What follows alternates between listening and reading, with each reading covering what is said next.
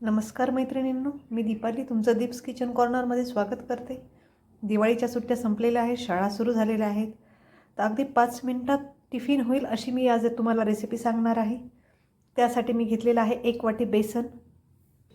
यातच घालतोय आपण थोडासा रवा, अर्धा चमचा हळद, 1 चमचा लाल तिखट, 1 ते 1.5 चमचा धनेपूड,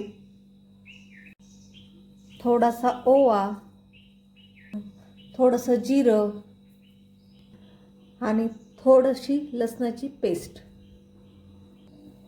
आता हे सगळं आपण पाणी टाकून मिक्स करून घेत आहोत। अशा पद्धतीने हे आपल्याला भिजवून घ्यायचं आहे। आपल्याला याचे धिरडे बनवायचे आहेत किंवा तुम्ही याला थालीपीठ बनवू शकता। पहा याची कन्सिस्टन्सी आपल्याला एवढी करून घ्यायची आहे। यात आपलं आता मीठ घालायचं राहिलेलं आहे। आपण यात मीठ घालून घेऊया। चवीपुरतं मीठ घालत आहे मी। मीठ आपण मिक्स करून घेतलेलं आहे। तुम्ही यामध्ये कांदा, टोमॅटो ॲड करू शकता जर तुमच्या मुलांना आवडत असेल तर। तवा गरम करायला ठेवलेला आहे आपण। तवा गरम होऊ द्यायचा आहे। यावर आता आपण थोडंसं तेल टाकून घेऊया,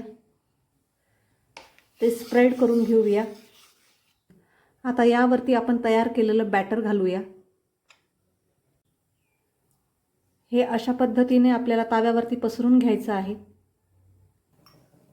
आता साइडनी सुद्धा आपण थोडंसं तेल टाकून घेऊया। पहा वरच्या साइडनी आपलं थालीपीठ छानपैकी झालेलं आहे। आता याला आपल्याला काढून पलटी करून घ्यायचं आहे। पलटी मारून घेऊया। तर तयार आहेत आपले बेसनाचे धिरडे किंवा तुम्ही याला थालीपीठही म्हणू शकता। अगदी 5 मिनिटात होणारी रेसिपी आहे। सकाळच्या घाई गडबडीत तुम्हाला ही माझी बेसनाचे धिरडे बनवण्याची रेसिपी आवडल्यास नक्की माझ्या चॅनलला लाईक, शेअर आणि सबस्क्राईब करा। थँक्यू।